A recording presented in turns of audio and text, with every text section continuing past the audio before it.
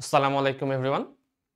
এর আগের ভিডিওগুলোতে আমরা চুয়েট রিটেন এক্সামের ফিজিক্স, কেমিস্ট্রি এবং ইংলিশ এই তিনটা বিষয়ের যে বিগত সালের প্রশ্নগুলো এসেছিল সেগুলো নিয়ে অ্যানালাইসিস করেছিলাম।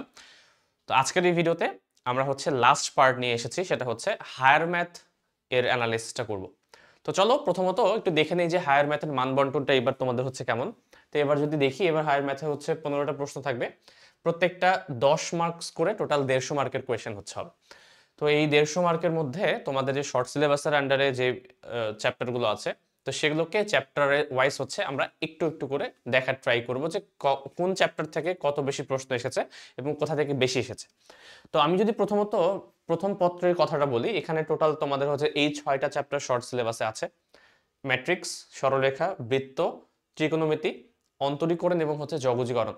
তো এইগুলোর মধ্যে একটু যদি তুমি গ্রাফটা খেয়াল করো, সবচেয়ে বেশি কিন্তু দেখা যাচ্ছে লাস্টের দুইটাতে, অর্থাৎ শুধুমাত্র ক্যালকুলাস থেকেই ম্যাক্সিমাম প্রশ্ন এসেছিল এর আগে রিটেনের ক্ষেত্রে। ঠিক আছে, রিটেন এবং সিকিউরিটির কথা যদি আমি বলি, সিকিউরিটি যদি এমসিকিউ, এর পরেও কিন্তু ওগুলো রিটেন বেসড এমসিকিউ। ঠিক আছে, তো ওগুলো কিন্তু তোমাদেরকে দেখে যেতে হবে। তো এই যে চ্যাপ্টার 9 এবং 10 যেটা অন্তরীকরণ এবং যোগজীকরণ, এইটা থেকে কিন্তু ম্যাক্সিমাম প্রশ্ন এসেছে। এখান থেকে দেখে বোঝা যাচ্ছে অনেকটা 31 বা 30, আর এখান থেকে মোটামুটি 25টার মতো প্রশ্ন শুধুমাত্র এই দুইটা চ্যাপ্টার থেকে এসেছে, এবং বাকিগুলো থেকে অন অ্যাভারেজে কিছু না কিছু প্রশ্ন প্রত্যেকবারই আসে। তাহলে এটা ধারণা করাই যায় যে এই দুইটা থেকে তুমি ম্যাক্সিমাম প্রশ্ন পাবা, তার পাশাপাশি বাকি চ্যাপ্টারগুলো থেকেও কিন্তু প্রশ্ন পাওয়া যাবে। তো চলো আমরা একটু দেখি যে প্রত্যেক যে চ্যাপ্টারের কথা বলছি আমি, প্রত্যেক চ্যাপ্টার থেকে কোন কোন টপিকগুলো থেকে চুয়েটে প্রশ্ন এসেছিল এবং তার পাশাপাশি কি কি বিষয় আমরা পড়বো সেটা নিয়ে একটা একটা করে কথা বলি। প্রথমত আসি আমরা ম্যাট্রিক্স এবং নির্ণায়ক এই চ্যাপ্টারে। তো ম্যাট্রিক্স এবং নির্ণায়ক চ্যাপ্টারের মধ্যে ইম্পর্টেন্ট যেগুলো থেকে প্রশ্ন সবচেয়ে বেশি আসে সেগুলোকে আমি সিকোয়েন্সিয়ালি লিখেছি। ঠিক আছে, উপর থেকে নিচ পর্যন্ত। এখন এর পাশাপাশিও কিছু জিনিস আছে যেগুলো আমি এক এক করে বলবো, যে যেগুলো রিটেন এক্সামের জন্য গুরুত্বপূর্ণ, এবং এখান থেকে অন্যান্য যে ইউনিভার্সিটিগুলো আছে সেগুলোতেও পরীক্ষায় প্রশ্ন আসে। তার মধ্যে আমি যদি একটু সিরিয়াল, তোমাদের বইয়ের সিরিয়াল অনুসারে আগাই, প্রথমত তোমাদের যে জিনিসগুলো দেওয়া আছে ম্যাট্রিক্স এর বিভিন্ন যে বৈশিষ্ট্যগুলো। ঠিক আছে, কিছু বৈশিষ্ট্য আছে না, যে একই সারি দুইটা সমান হয়ে গেলে তোমার মান 0 আসে, কলাম দুটো সমান হয়ে গেলে মান 0 আসে।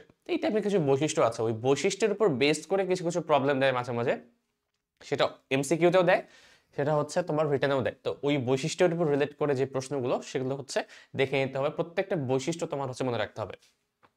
তারপর এই ম্যাট্রিক্সের যোগ বিয়োগ, ম্যাট্রিক্সের যোগ বিয়োগ থেকে আসে, এবং বিভিন্ন টাইপের ম্যাট্রিক্স আছে কিন্তু, যোগ বিয়োগ গুণ এই তিনটেই,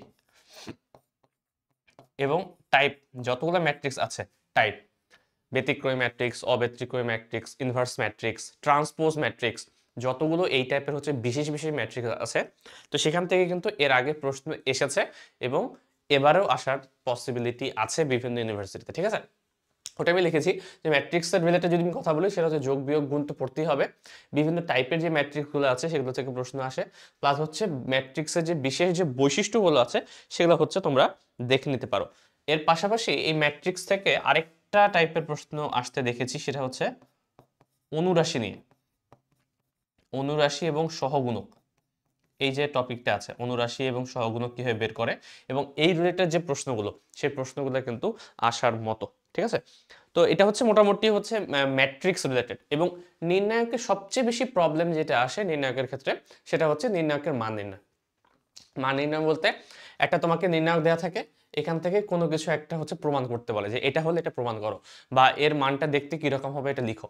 তাহলে এই টাইপের প্রশ্ন আসে, এবং এর পাশাপাশি সমীকরণ সমাধানও কিছু আসে। সমীকরণ সমাধান বলতে এখানে একটা নির্ণায়ক দেওয়া থাকে, ইকুয়ালস টু 0 দেওয়া থাকে, এখানে একটা মিসিং মান থাকে এক্স, বের করতে বলে এক্স এর মান কত, মানে এই যে নির্ণায়ক দিয়ে যেটা সমীকরণ জেনারেট করে তোমাকে এটা বের করতে হবে, তো সেই টাইপের প্রশ্নগুলো কিন্তু আসে।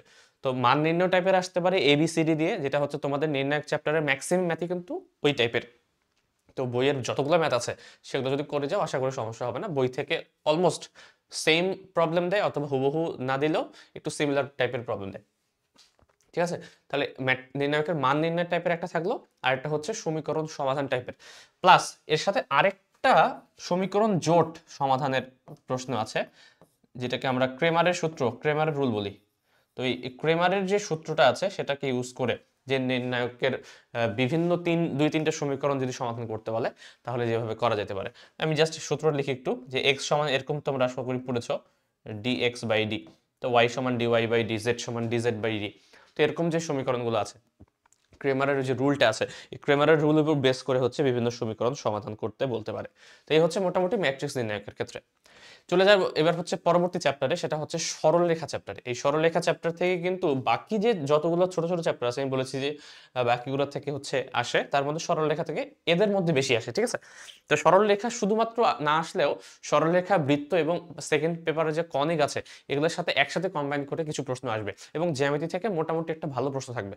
সরলরেখা, বৃত্ত, কনিক্সের তিনটা, এই তিনটা মিলে কিছু না কিছু প্রশ্ন অবশ্যই থাকবে, সেটা 2 থেকে 3টাও হতে পারে, তার থেকে বেশিও হতে পারে, ঠিক আছে?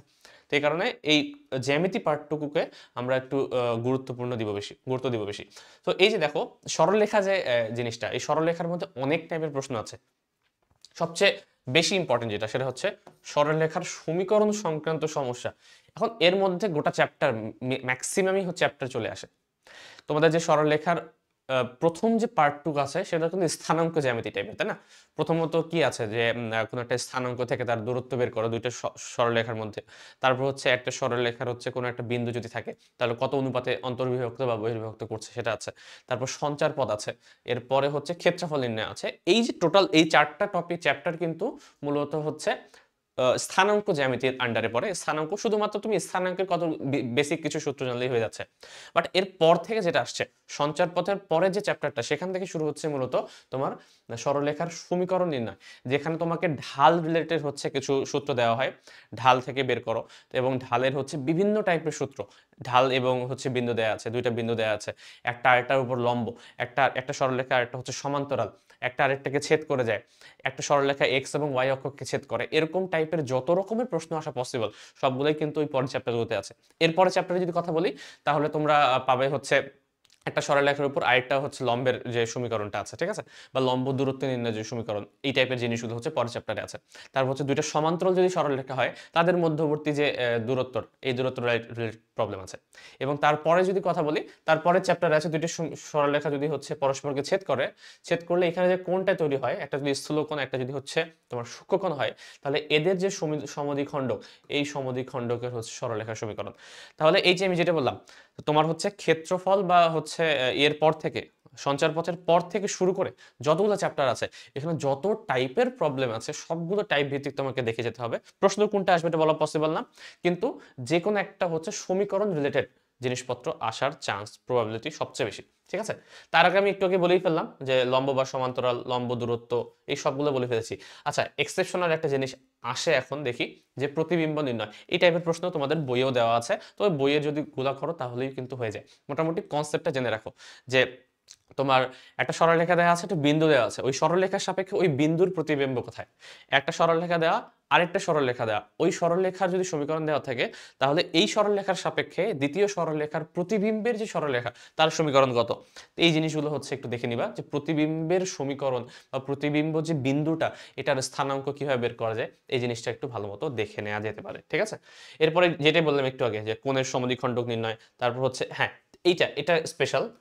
একটা ত্রিভুজের ক্ষেত্রে বিভিন্ন রকমের কেন্দ্র, এই কেন্দ্রগুলো একসাথে পড়ে ফেলবা। সেটা হচ্ছে লম্ব কেন্দ্র হতে পারে, পরিকেন্দ্র হতে পারে, অন্তকেন্দ্র হতে পারে, অথবা হচ্ছে তোমার ভর কেন্দ্র হতে পারে। যেটাই হোক না কেন, প্রত্যেকটা একটা ত্রিভুজের যে কোনো কন্ডিশনে যাতে করে এই 4টা কেন্দ্র তোমরা বের করতে পারো, এই জিনিসটা একসাথে দেখে নিবা। যখন আমি একসাথে দেখে নেব বিষয়গুলোকে, তখন দেখা যাবে যে জিনিসটা হচ্ছে ভুলে যাওয়ার চান্স কম। এবং কোন শর্ত সাপেক্ষে কোন কেন্দ্র হয় ওটা কিন্তু তোমাকে পড়ে যেতে হবে। যেমন ভর কেন্দ্রের কথা যদি বলি, মধ্যমাগুলো ছেদ করলে হচ্ছে সেটাকে আমরা ভর কেন্দ্র বলি, লম্বগুলো ছেদ করলে হলে সেটাকে হচ্ছে আমরা কি বলি, লম্ব কেন্দ্র বলি, তাই না? এরকম হচ্ছে প্রত্যেকটা কিন্তু আলাদা আলাদা হবে, কিছু শর্ত আছে, ওই শর্তগুলো যদি মনে থাকে তাহলে ম্যাথটা করাটা অনেকটা ইজিয়ার হয়ে যায়। তো এই মোটামুটি আশা করি যে এই টাইপের যে প্রশ্নগুলো, এখানে ক্ষেত্রফল নির্ণয় তো অবশ্যই পড়বা। ক্ষেত্রফল নির্ণয় হতে পারে যেটা বেসিক ক্ষেত্রফল হতে পারে, অথবা 3টা আলাদা আলাদা সরলরেখা দেওয়া আছে, তাদের ছেদবিন্দু বের করার পরে সেখান থেকে ক্ষেত্রফল নির্ণয় হতে পারে। এবং এইসব ক্ষেত্রে তুমি মোটামুটি বেসিক যে কাঠামোটা ওটা হাতে লিখে লিখে করবা, বাকি ক্যালকুলেশন যদি ক্যালকুলেটারও ইউজ করেও করো এতে কোনো সমস্যা নেই, তুমি ফুল মার্কস পাবা, ঠিক আছে? তো ক্যালকুলেশন তোমাকে দেখিয়ে দেখিয়ে আগাতে হবে, ব্যাপারটা সেরকম না। অন্তত একটা বেসিক স্কেলেটনটা তোমাকে হাতে হাতে করতে হবে, তারপর ইকুয়েশন আসার পর সেটা যদি সমাধান করতে পারলে, মনে করো দুটো সমীকরণ আসছে, তোমাকে বের করতে হবে যে ছেদবিন্দু। তো ছেদবিন্দু করার জন্য তুমি আর হাতে হাতে হচ্ছে অপনয়ন বা প্রতিস্থাপন পদ্ধতি করার দরকার নেই, তুমি ক্যালকুলেটর ইউজ করে লিখে দেবা যে ইউজিং ক্যালকুলেটর এটা ভ্যালু হচ্ছে এক্স ওয়াই ইকুয়ালস টু এত। তো এইভাবে তোমাকে টাইম বাঁচাতে পারতে হবে, আদারওয়াইজ 3 মিনিটে করা পসিবল হবে না। চলে আসবো আমরা পরবর্তী চ্যাপ্টারে, যেটা হচ্ছে বৃত্ত। বৃত্ত চ্যাপ্টার থেকে মোটামুটি প্রশ্ন আসে, সেটা আছে, বাট আমি বলবো যেটা বৃত্ত এবং সরলরেখা আসলে মিক্স করে আসে, তো কোনটা কার আন্ডারে পড়ে এটা বলা যায় না এই কারণে। তো বৃত্ত, সরলরেখা এবং কোনো কোনো সময় বিশেষ করে আমাদের ব্যাচে আমরা একটা কনিকের প্রবলেম পেয়েছিলাম, যেখানে কনিক, বৃত্ত এবং সরলরেখা তিনটা মিক্স করে একটা প্রশ্ন এসেছিল। তো এই টাইপের প্রশ্নও হতে পারে, ঠিক আছে, যে মিক্স করে বিভিন্ন চ্যাপ্টার একসাথে কম্বাইন করে প্রশ্ন আসছে। তো বৃত্তের কথা যদি বলি, বৃত্তের হচ্ছে অনেক ধরনের প্রবলেম আছে। যেমন প্রথম থেকে যদি আসি, যে একটা বৃত্তের সমীকরণ দেখে কি বুঝবি সেটা বৃত্ত। একটা নর্মাল কিন্তু বেসিক সমীকরণ থাকে, তাই না, যে কোনো তোমার জ্যামিতির। তোমরা দেখেছো আশা করি x square plus by square plus 2hxy, আশা করি এটা মনে পড়তেছে, এরকম ইকুয়ালস টু 0। সম্পূর্ণ লিখলাম না।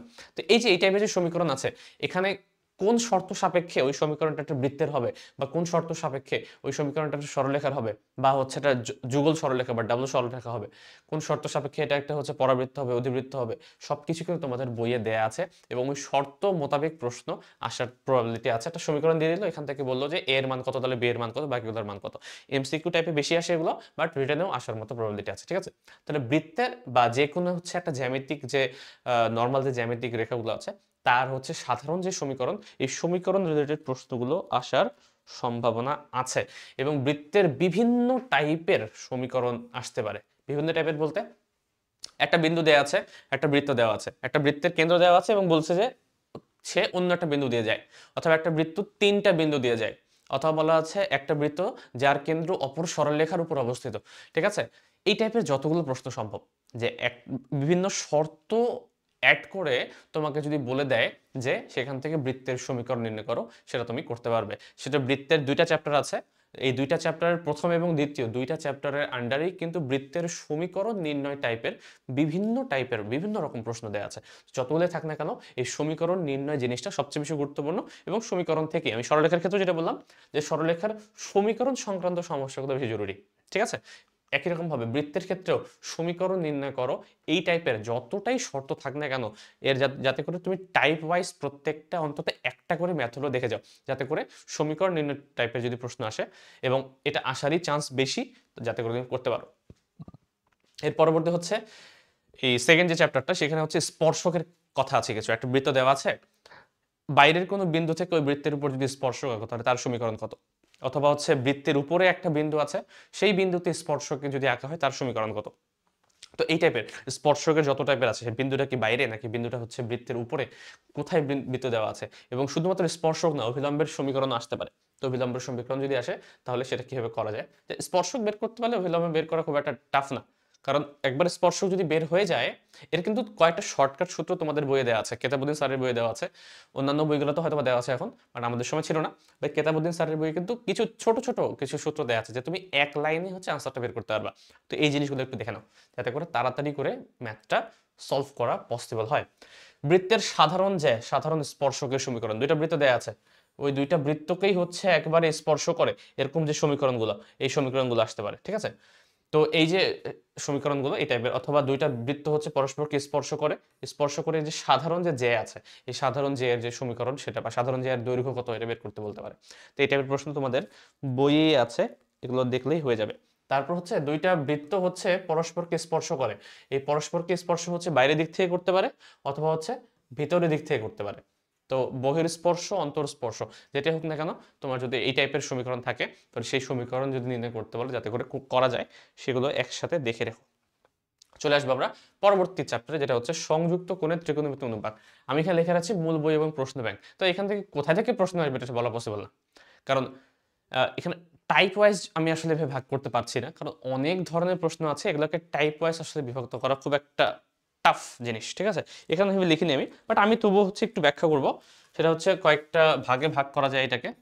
যেমন তোমার বলো যে সাইন এ প্লাস বি, মানে সাইন কস টেন, এই টাইপের যতগুলো সূত্র আছে সেগুলোকে একটা টাইপ বলতে পারি আমি। অথবা sine c plus sine d, এই টাইপের যে সূত্রগুলো আছে, বা cos c plus cos d, tan c plus tan d, যাই হোক না কেন, যতগুলো sine c minus sine d, এই টাইপের যতগুলো সূত্র আছে সেগুলো নিয়ে হচ্ছে একটা চ্যাপ্টার আছে। তারপর হচ্ছে পরের যে চ্যাপ্টারটা সেটা হচ্ছে তোমার সাইন 2a 3a 4a যা যা থাক না কেন এগুলোর মান রিলেটেড যে সূত্রগুলো বা প্রশ্নগুলো, সেই প্রশ্নগুলো। তারপরে যে চ্যাপ্টারটা আছে সেটা হচ্ছে তোমার সাইন 18 ডিগ্রি 36 ডিগ্রি 72 ডিগ্রি, এরকম যে অদ্ভুত যে ভ্যালুগুলো সেটা। আচ্ছা, তার আগে একটা জিনিস ছিল, এটা হচ্ছে সাইন স্কোয়ার এ কজ স্কোয়ার এ, এই রিলেটেড যে জিনিসগুলো, এই টাইপের যে সূত্রগুলো প্রত্যেকটা হচ্ছে আলাদা আলাদা টাইপের প্রশ্ন আসে। তো তোমাদের বইয়ের যে এবং এক্সাম্পলের যে ম্যাথগুলো আছে সেগুলো যদি একবার দেখে যাও আশা করি সমস্যা হবে না, কারণ সেম টাইপের প্রশ্নই কিন্তু রিপিট হয় এবং বই থেকে হুবহু প্রশ্ন দিয়ে দেয় ত্রিকোণমিতিতে কোনো রকম চেঞ্জ ছাড়া।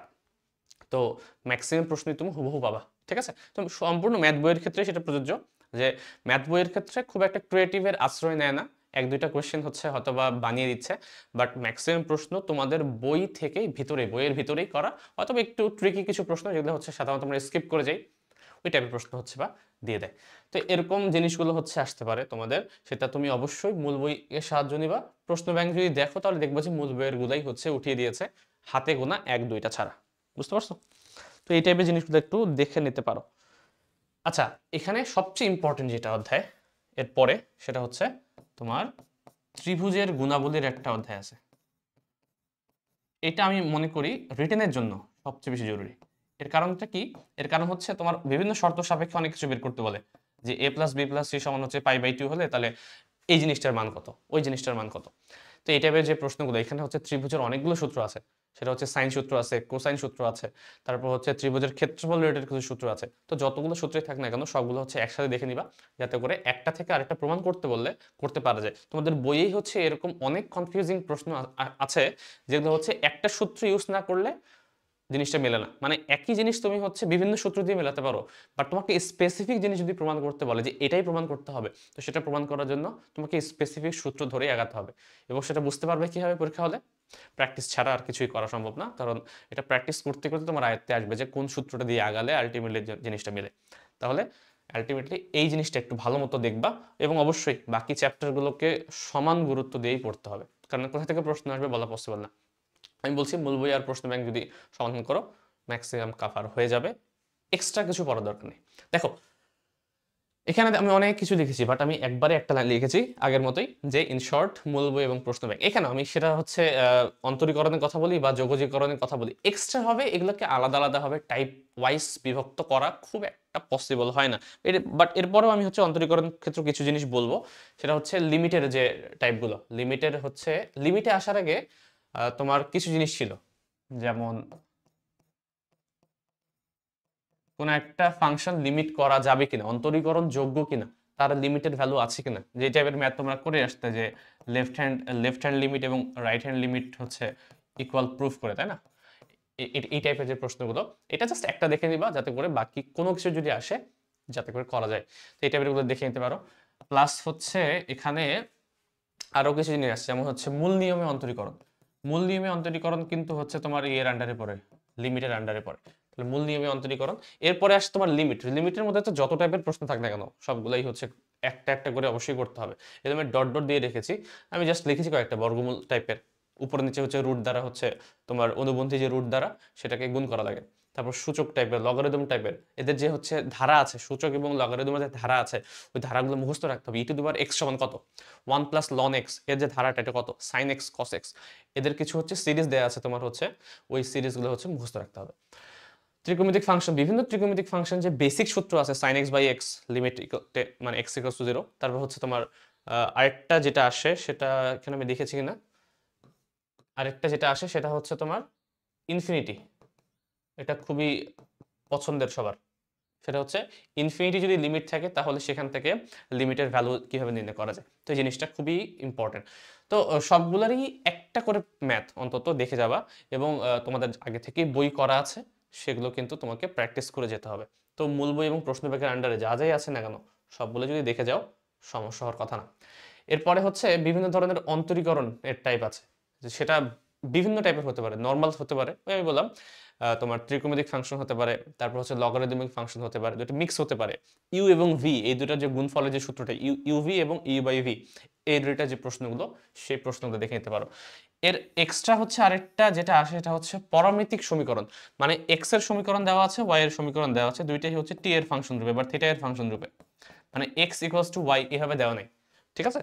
তো যদি আলাদা আলাদা আলাদা কোনো প্যারামিটারের ফাংশন রূপে দেওয়া থাকে, তাহলে সেটাকে প্রথমত আগে নিজের প্যারামিটারের ফাংশনতে প্রকাশ করতে হবে, এক্স এবং ওয়াই এ নিয়ে আসতে হবে, দেন তুমি হচ্ছে ডিফারেন্সিয়েশন করতে পারো। তার হচ্ছে অব্যক্ত সমীকরণ। অব্যক্ত সমীকরণ মানে আমরা সবসময় জানি ওয়াই সমান হচ্ছে এফ অফ এক্স, এরকম সমীকরণ দেওয়া থাকে, এটা হচ্ছে ব্যক্ত, অব্যক্ত না। অব্যক্ত মানে হচ্ছে এটা যদি ওয়াই এফ এক্স ওয়াই তারপর হচ্ছে তোমার হচ্ছে এক্স একসাথে থেকে হচ্ছে কোনো একটা তৈরি করে, এটা হচ্ছে ফাংশন অফ ওয়াই থাকতে পারে, ফাংশন অফ এক্স যদি একসাথে থাকে আর কি, তখন তোমাকে ওয়াইটাকে এক পাশে নিয়ে এসে এক্সটাকে আরেক পাশে নিয়ে গিয়ে সমাধান করতে হবে। তোমাদের বইয়ে হচ্ছে কিছু ম্যাথ আছে, খুবই ইম্পর্টেন্ট ম্যাথ আছে কিছু এই টাইপের অব্যক্ত ফাংশনের, সেগুলো হচ্ছে দেখে নিতে পারো। এরপরে আসি হচ্ছে এনতম অন্তরজ, এবং এই জিনিসটা কি, যে কোনো ফাংশনকে আমি যদি হচ্ছে এনতম বার হচ্ছে ডিফারেন্সিয়েশন করি, তাহলে তার অন্তরীকরণের হচ্ছে ভ্যালুটা রেজাল্টটা দেখতে কিরকম হবে সেটা এন এর সাপেক্ষেই প্রকাশ করাকে আমরা এনতম অন্তরজ বলি। এই টাইপের প্রশ্নটা দেখে নিও, এটা কিন্তু ক্রিটিক্যাল, এটা যদি আসে তুমি যদি প্র্যাকটিস না করে যাও এটা পারবা না পরীক্ষার হলে, কারণ এই জিনিসগুলো হচ্ছে একটু মাথা খাটাই করা লাগে, এবং পরীক্ষার হলে 3 মিনিটে তোমার যদি আগে থেকে সেটা করা না থাকে তুমি মেলাতে পারবে না, এটা আমি বলে দিতে পারি যে মেলানোটা টাফ হয়ে যাবে একটু অনেক। লিখিতর জন্য সবচেয়ে যেই 3টা চ্যাপ্টার অন্তরীকরণের গুরুত্বপূর্ণ, সেটা আমি এবার উল্টা হয়ে গেছে মনে হয়, একটু নিচে দেওয়া হয়ে গেছে, বাট এই 3টা থেকে লিখিততে প্রশ্ন সবচেয়ে বেশি আসে। এটা হচ্ছে পর্যায়ক্রমিক অন্তরীকরণ, স্পর্শক অভিলম্ব নির্ণয়, আর একটা হচ্ছে গুরুমান লঘুমান, এবং এই রিলেটেড এদের যে হচ্ছে প্রয়োগগুলো। দেখো পর্যায়ক্রমিক অন্তরীকরণ কোনটা, একটা ফাংশনকে অনেকবার যদি অন্তরীকরণ করা লাগে, এই যে আমি তোমরা পড়েছো y1 y2 y3, এই দিয়ে হচ্ছে যে তোমার সমীকরণগুলো প্রমাণ করতে পারো যে একটা ফাংশন দেওয়া আছে, তাহলে y1 square plus 2y1 equals to 0, এটা প্রুফ করো। তো এই টাইপের যে প্রমাণ ভিত্তিকগুলো সেই জিনিসগুলো হচ্ছে তোমার পর্যায়ক্রমিক অন্তরীকরণের আন্ডারে পড়ে, এবং এখান থেকে রিটেনে বেশি প্রশ্ন আসে সবসময়। প্লাস হচ্ছে স্পর্শক অভিলম্ব, এটার সাথে কিন্তু ওই যে তোমরা সরলরেখা পড়লে একটু আগে, সরলরেখার সাথে রিলেটেড আছে, এবং এখান থেকে প্রথমত ঢাল কিভাবে বের করা যায়, একটা ফাংশন থেকে কিভাবে ঢাল বের করা যায়, এবং সেই ঢালের সূত্রটাকে ইউজ করে কিভাবে স্পর্শক অভিলম্ব নির্ণয় করা যায় সেই জিনিসটা পড়তে হবে। এবং এরপর হচ্ছে গুরুমান এবং লঘুমান নির্ণয়, এটা তো তোমরা জানোই, এবং এদের গুরুমান লঘুমানের কিছু প্রয়োগ আছে, ব্যবহারিক প্রয়োগ, বাস্তব কিছু প্রয়োগ আছে, যে কিভাবে এই গুরুমান লঘুমান বের করে আমি হচ্ছে বাস্তবে হচ্ছে অ্যাপ্লাই করতে পারবো। যেমন কিছু ম্যাথ আছে, মনে করো যে একটা লোকের কাছে হচ্ছে একটা হচ্ছে ইয়ে আছে, বেড়া আছে, চারপাশে সে ঘেরা দিতে চায়, তাহলে ম্যাক্সিমাম কত এরিয়ার এলাকা সে হচ্ছে ঘেরা দিতে পারবে। তো এই টাইপের জিনিসগুলো, এই টাইপের যতগুলো প্রয়োগ আছে, প্রয়োগ ভিত্তিক আলাদাভাবে তোমাদের প্রশ্ন ব্যাংকে কিন্তু আলাদা করে দেওয়া আছে, তো এই প্রয়োগগুলো আলাদাভাবে দেখে নিলে বুঝতে পারবা যে এগুলো কিভাবে প্রয়োগ করা যায়। তো এই হচ্ছে তোমার ডিফারেন্সিয়েশন। এরপর আসি হচ্ছে আমার ইন্টিগ্রেশনে। ইন্টিগ্রেশনে ওই আমি একই কথা লিখেছি, মূল বই এবং প্রশ্ন ব্যাংকের জিনিসগুলোই পড়তে হবে, প্রত্যেকটা আলাদাভাবে পড়তে হবে। এখানে টাইপ ভিত্তিক ব্যাখ্যা করা খুবই টাফ, কারণ এখানে টাইপ বলতে আমি কি বলবো, তোমাদের বইয়েই হচ্ছে, আমি যদি কেতাব স্যারের বই কথা বলি, কেতাব স্যারের বই হচ্ছে তোমাদের কিন্তু আলাদা আলাদা টাইপ করে দেওয়া আছে, যে এই টাইপের প্রশ্ন থাকলে আমি এরকম ধরে নিব। প্রথমত তো একবার হচ্ছে বেসিক, যেগুলো বেসিক যেটা হচ্ছে ইন্টিগ্রেশন, শুধুমাত্র একটা আছে, মনে করি integration of loan x equals two কত, তাহলে তো করতেই পারবো আমরা, একটা কি ইউ একটাকে ভি ধরে হচ্ছে, ভি বলতে কিছু নেই, 1 ধরতে হবে, তো এইভাবে ধরে হচ্ছে আমরা ধীরে ধীরে আঁকাবো। তো এই টাইপের প্রশ্ন। এরপরে হচ্ছে তোমাকে জেড ধরে যেতে হয়, একটা টাইপ আছে যে কোনো একটা জিনিস থাকলে জেড সমান কিছুটা ধরে নিব, অপরটা হচ্ছে ডিজেটেড ভ্যালু আসবে, তো সেখান থেকে ম্যাথ আসবে। তারপর তারপরের টাইপে আছে কি, মনে করো এই টাইপের integration of 1 by f of x root of আর ফাই অফ এক্স। তো এই টাইপের যে প্রশ্ন আসে, যে একটাকে হচ্ছে 1/z ধরে নিতে হয়, আরেকটাকে জেড স্কোয়ার ধরে নিতে হয়, এক এক ক্ষেত্রে এক এক রকম ডিপেন্ড করতেছে হচ্ছে এই দুইটার মধ্যে কার পাওয়ার বেশি, কার পাওয়ার 2, কার পাওয়ার 1, দুইটাই যদি 1 হয় একরকম হবে, দুইটাই যদি 2 হয় একরকম হবে, এটা যদি পাওয়ার যদি 2 হয় তাহলে একরকম হবে। তো এর উপর বেস করে বিভিন্ন টাইপ কিন্তু বইয়েই বিভক্ত করা আছে, তো সেভাবে টাইপ ওয়াইজ করে রাখো, মূল বই এবং প্রশ্ন ব্যাংকের টাকে ফোকাস করলেই হয়ে যাবে, কোনো রকম সমস্যা হবে না। এবং এখান থেকে রিটেনে সবচেয়ে বেশি যেখান থেকে প্রশ্ন আসে রিটেনের ক্ষেত্রে, সেটা হচ্ছে ক্ষেত্রফল নির্ণয়, এখান থেকে সবচেয়ে বেশি প্রশ্ন হয়। এগুলো যে হবে না তা না, আমি দেখে বুঝতে পারছো অনেক বেশি প্রশ্ন আসে কিন্তু এখান থেকে। সো প্রবাবিলিটি আছে দুইটাও প্রশ্ন হতে পারে এখানে, যেটা একটা হচ্ছে বেসিক টাইপ প্রশ্ন দেবে, ইন্টিগ্রেশন টাইপ, এবং আরেকটা হচ্ছে ক্ষেত্রফল নির্ণয় দিবে। ক্ষেত্রফল নির্ণয় মানে লাস্টে যে তোমাদের চ্যাপ্টারটা, দুইটা আলাদা আলাদা সমীকরণ দেওয়া আছে, ওদের অন্তর্গত যে ক্ষেত্রফলটা, ঠিক আছে, এরকম একটা সমীকরণ দেওয়া আছে, একটা সরলরেখা দেওয়া আছে, এদের আন্ডার যে এরিয়াটা, এই এরিয়াটা হচ্ছে কত হবে এটা বের করো, এই টাইপের প্রশ্ন হতে পারে। তো আশা করি বুঝতে পারছো যে সবই আসলে গুরুত্বপূর্ণ এখানে, আমি আলাদাভাবে ব্যাখ্যা করতে পারছি না, এবং সেগুলোকে টাইপ ওয়াইজ আসলে ব্যাখ্যা করা পসিবল না। যতটুকু আমি বললাম মুখে, ততটুকু দেখলেই হয়ে যাচ্ছে। চলে আসবো আমরা হচ্ছে পরবর্তী সেকেন্ড চ্যাপ্টারে। সেকেন্ড চ্যাপ্টারের মধ্যে যদি আমরা একটু প্রশ্নের অ্যানালাইসিসটা দেখি, তো মোটামুটি একটা কিন্তু ভালো ডিস্ট্রিবিউশন হয়েছে এখানে, 4, 6, 7, মানে বহুপদী, কনিক এবং ত্রিকোণমিতি, এখান থেকে মোটামুটি একটা ইকুয়াল ডিস্ট্রিবিউশন দেখতে পাওয়া যাচ্ছে। জটিল সংখ্যা থেকে সবচেয়ে কম প্রশ্ন দেখা যাচ্ছে চুয়েটে, আমি কিন্তু ওভারঅল ইঞ্জিনিয়ারিং বলছি না, চুয়েটের ক্ষেত্রে। এবং বাকি যে দুইটা চ্যাপ্টারে, স্থিতিবিদ্যা এবং গতিবিদ্যা, এখান থেকে ম্যাক্সিমাম প্রশ্ন এসেছে।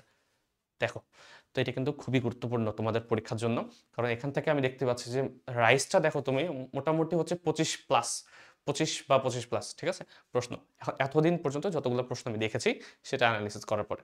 আর এগুলো হচ্ছে মোটামুটি হচ্ছে অ্যাভারেজে প্রশ্ন আসবে, একটা না একটা আসবেই তোমার, কারণ 15টা প্রশ্ন তো মিলাতে হবে। চ্যাপ্টার কয়টা এখানে? 3 3 6, আর এখানে হচ্ছে আবার 6, তাহলে 6 6 12, 12টার মধ্যে যদি একটা করে প্রশ্ন আসে তাহলে তো 12টা হয়, বাকি 3টা কিন্তু কোথাও না কোথাও থেকে ডাবল হবে। একটা হয়তো বা এই দুটার কোনো একটা থেকে হবে, আর একটা হয়তো বা তোমার ইন্টিগ্রেশন ডিফারেন্সিয়েশন থেকে হবে, আর একটা থেকে হইতে পারে, এখন এটা জ্যামিতি থেকে হয়তো বা দুইটা দিয়ে দিল। তো এইভাবে দেখো, এইভাবে কিন্তু তোমার হচ্ছে যদি ডিস্ট্রিবিউশনটা করি, মোটামুটি এই দুইটাকে ফোকাস করতে হয় বেশি। তো চলো আমরা এক এক করে আলোচনা করি। প্রথমত হচ্ছে জটিল সংখ্যা যে চ্যাপ্টারটা আছে তোমাদের, এখানে আমরা কি কি জিনিস ফোকাস করতে পারি। প্রথমত যদি সিরিয়ালি আসি, এই যে a+ib আকারে প্রকাশ, যে কোনো সরলরেখাকে, সরলরেখা বলছি, যে কোনো হচ্ছে সমীকরণকে a+ib আকারে প্রকাশ করো, এবং a+ib আকারে প্রকাশ করার পরে সেখান থেকে অনেক কিছু বের করতে বলতে পারে, তার বর্গমূল নির্ণয় করতে বলতে পারে, তারপর হচ্ছে সেখান থেকে মডুলাস এবং আর্গুমেন্ট নির্ণয় করতে বলতে পারে, ঠিক আছে, মডুলাস আর্গুমেন্ট নির্ণয় করতে বলতে পারে, বর্গমূল নির্ণয় করতে বলতে পারে। বর্গমূলের মধ্যে আবার দুইটা টাইপ আছে, একটা কি শর্টকাটে কিছু করা যায়, শর্টকাটে বলতে একবারে তুমি হচ্ছে a+b² বা a-b² যে সূত্রটা আছে, এই দুইটার আন্ডারে ফেলে হচ্ছে তুমি ডিরেক্ট করতে পারো, অথবা একটা হচ্ছে লং প্রসেস, কিন্তু এই লং প্রসেসে যে কোনো সূত্র দিয়ে হচ্ছে তুমি যে কোনো প্রবলেমকে সলভ করতে পারো। তো বর্গমূল নির্ণয়ের মধ্যে এটা পড়ছে। কিছু মান নির্ণয় টাইপের আছে, মান নির্ণয় কি আছে, যেমন হচ্ছে মনে করো কিউব রুট বা এটা -64 ইকুয়ালস টু হোয়াট। তো যেহেতু পাওয়ার হচ্ছে তোমার 1/4 আছে এখানে, তার মানে অবশ্যই 4টা মূল বের হবে, ওই 4টা মূল তোমাকে বের করতে হবে। তো শুধুমাত্র মূল বলতে বর্গমূল মিন করছি না, এখানে বর্গমূল ছাড়াও অন্যান্য মূলও বের করতে হতে পারে, ঠিক আছে। তো এটা হচ্ছে আলাদাভাবে পড়ে নিবা। তো একটা শর্টকাট বললাম, আর একটা কি বললাম, লং প্রসেস, মানে যেই প্রসেসের মাধ্যমে তুমি যে কোনো বর্গমূল নির্ণয় করতে পারো। তো এই হচ্ছে তোমার বর্গমূল বা এই নির্ণয় টাইপের। a+ib প্রকাশ গেল, মডুলাস এবং আর্গুমেন্ট গেল। এরপরে হচ্ছে তোমার বিভিন্ন টাইপের মান নির্ণয়ের টাইপ থাকে। মনে করো কিছুটা দেওয়া আছে যে x সমান a+ib হলে কোন একটা সমীকরণ দেওয়া থাকলো, এই সমীকরণের ভ্যালু কত, এরকম। বা হচ্ছে x সমান হচ্ছে বলা থাকলো যে a+ib সমান এরকম, তাহলে a-ib সমান কত হবে, এই টাইপের যে প্রশ্নগুলো তোমাদের বইয়ে দেওয়া আছে। তো এখানে যে তোমাদের প্রমাণ ভিত্তিক, যে এটা হলে এটা প্রমাণ করো, এটা হলে এটা প্রমাণ করো, প্রমাণ ভিত্তিক যে কোনো প্রশ্ন হচ্ছে এখানে আসতে পারে, ঠিক আছে।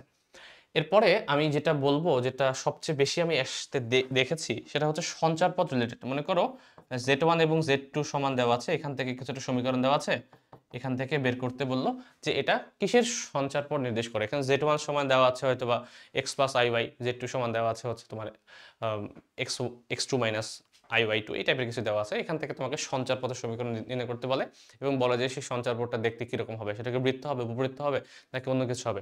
তো কি হবে সেটা তোমাকে আবার ডিসিশন নিতে হবে। ওই যে আমি বললাম যে কোনো একটা রেখার সাধারণ যে সমীকরণ আছে এ বি এবং এইচ, এরকমভাবে তোমাকে অ্যানালাইসিস করে দেখতে হবে যে কোনটা সমীকরণটা কি নির্দেশ করছে। কিছু কিছু তো বেসিক একবারে দেখেই বোঝা যায়, বাকিগুলো যদি বুঝতে পারতে হয় তাহলে তোমাকে ওই সমীকরণের সাহায্য নিতে হতে পারে। এরপরে হচ্ছে ওমেগা টাইপের যে এককের যে ঘনমূল আছে, এই ওমেগার সাথে রিলেটেড যে সূত্রগুলো, ঠিক আছে, এককের ঘনমূল টাইপের যে যতগুলোই ম্যাথ আছে টাইপ ওয়াইজ দেখে নিবা, তাহলেই হয়ে যাওয়া উচিত। এই হচ্ছে মোটামুটি তোমার জটিল সংখ্যা। এরপরে চলে আসবো আমরা বহুপদীটা থেকে কিন্তু মোটামুটি 10 থেকে 15টা প্রশ্ন এখন পর্যন্ত আসতে দেখা গেছে। তো তার মধ্যে হচ্ছে ইম্পর্টেন্ট টপিক যদি বলি, নিশ্চয়ক রিলেটেড হচ্ছে অনেক প্রশ্ন হতে পারে।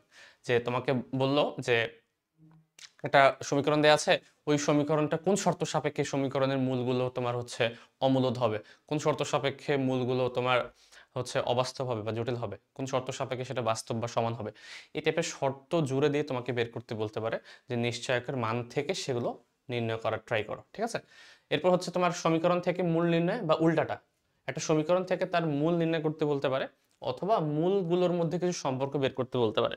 মনে করো একটা সমীকরণ দেওয়া আছে যার মূলগুলো হচ্ছে আলফা বিটা, তাহলে অপর একটা সমীকরণ নির্ণয় করো যার মূলগুলো দেখতে alpha by two beta by two, মানে মূল থেকে সমীকরণ গঠন, এই টাইপের জিনিসগুলো হতে পারে। তো এখানে কিন্তু একটা থেকে আরেকটা তুমি সাহায্য নিচ্ছ। তো এই যে রিলেশনগুলো, তারপর হচ্ছে একটা সমীকরণ হচ্ছে আলফা এবং মূলগুলো আলফা বিটা দেয়া আছে, তাহলে সেখান থেকে কোনো কিছুর ভ্যালু বের করতে বলতে পারে, যে সেখান থেকে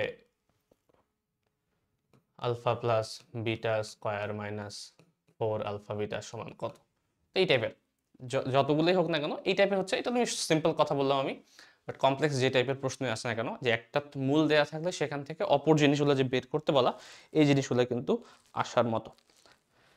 তারপর মনে করো কিছু সমীকরণ নির্ণয় করতে বলে শর্ত সাপেক্ষে, যেমন বলে যে একটা সমীকরণের মূল যদি আলফা বিটা হয়, তাহলে এমন কোনো সমীকরণ নির্ণয় করো যার সমীকরণের মূলগুলো হচ্ছে আগের সমীকরণ থেকে এক বড়, বা এমন সমীকরণ নির্ণয় করো যার সমীকরণের মূলগুলো একটা আরেকটা ডাবল, একটা আরেকটার 4 গুণ, আরেকটা হচ্ছে রুট, এরকম হচ্ছে বিভিন্ন শর্ত জুড়ে দিয়ে হচ্ছে তোমাকে সমীকরণ নির্ণয় করতে বলতে পারে, কিন্তু কিছু শর্ত সাপেক্ষে। ঠিক আছে, তো এই শর্তগুলো হচ্ছে একসাথে দেখে নাও কিভাবে করা যায়।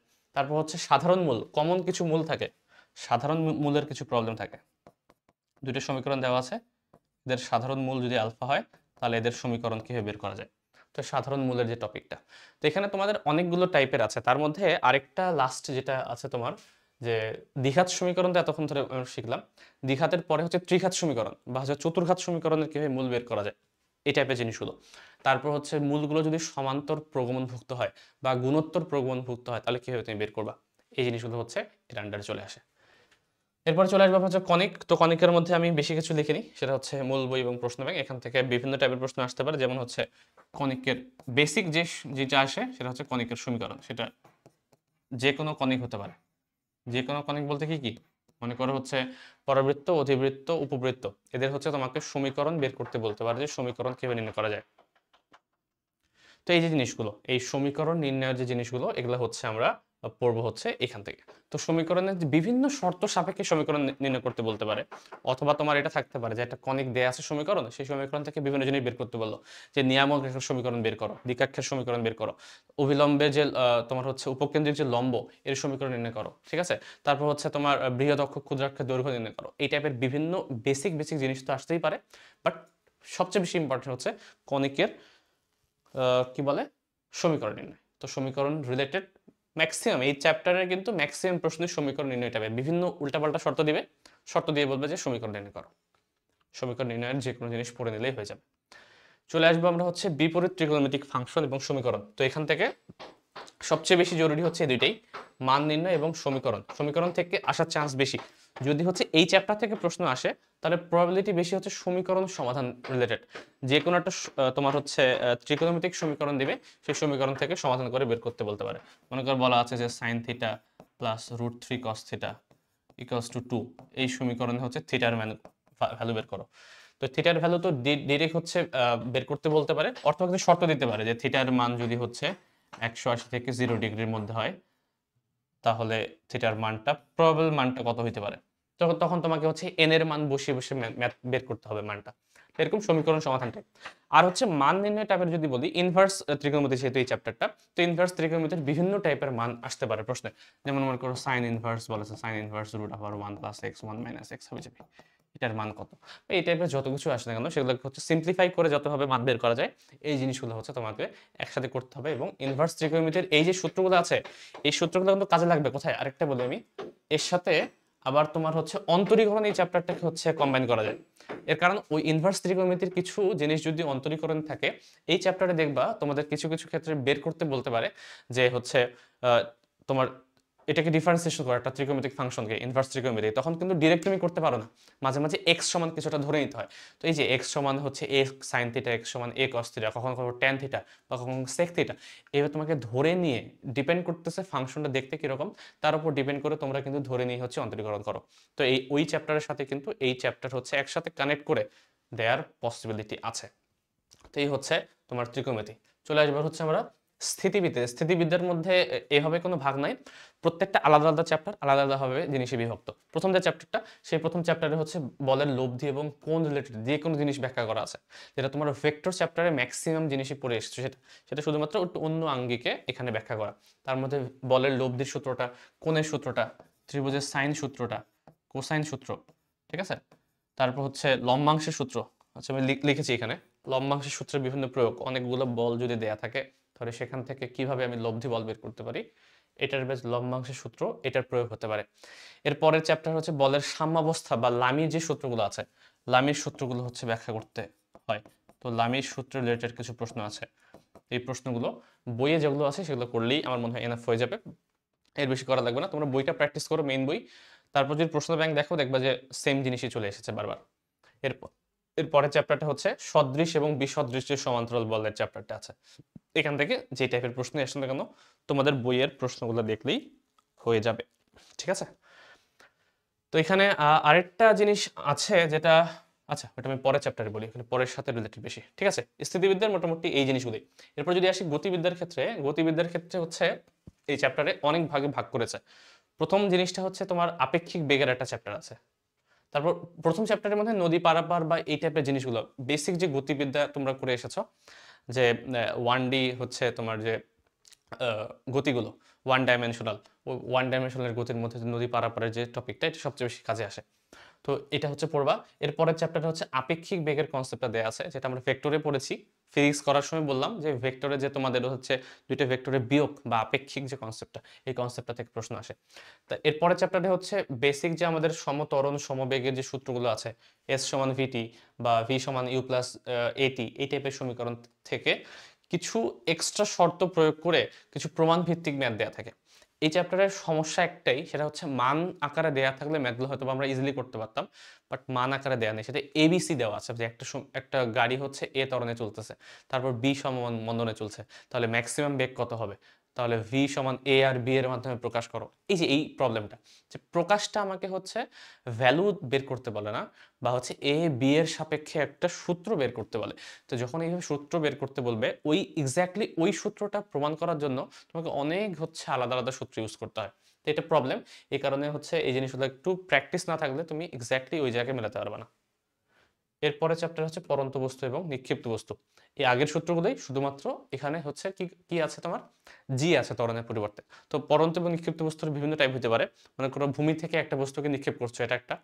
উপর থেকে একটা বস্তুকে হচ্ছে ছেড়ে দিচ্ছ, পরন্ত বস্তু, অথবা নিক্ষেপ করছো, এটা হতে পারে। আবার তুমি উপরে আছো একটা উচ্চতায়, উচ্চতায় থাকার পরে তুমি এখান থেকে একটা বস্তুকে উপরে নিক্ষেপ করছো, বাট সে পড়ার সময় সে এখানে না পড়ে নিচের দিকে পড়ছে একবার ভূমিতে। এই 3-4টা টাইপ আছে আলাদা হবে, প্রত্যেকটা টাইপের প্রশ্নগুলো দেখে নিতে পারো। এবং সুবিধা হচ্ছে এই টাইপের প্রশ্নগুলো মান রিলেটেড বেশি। এখানে ভ্যালু লেসও কিছু প্রবলেম থাকে এবিসি দিয়ে, মান রিলেটেড হলে জিনিসটা তোমার জন্য ইজিয়ার, কারণ তোমরা ফিজিক্সে ম্যাক্সিমাম জিনিস করে এসেছো, এখানেও আসলেও করতে পারবে।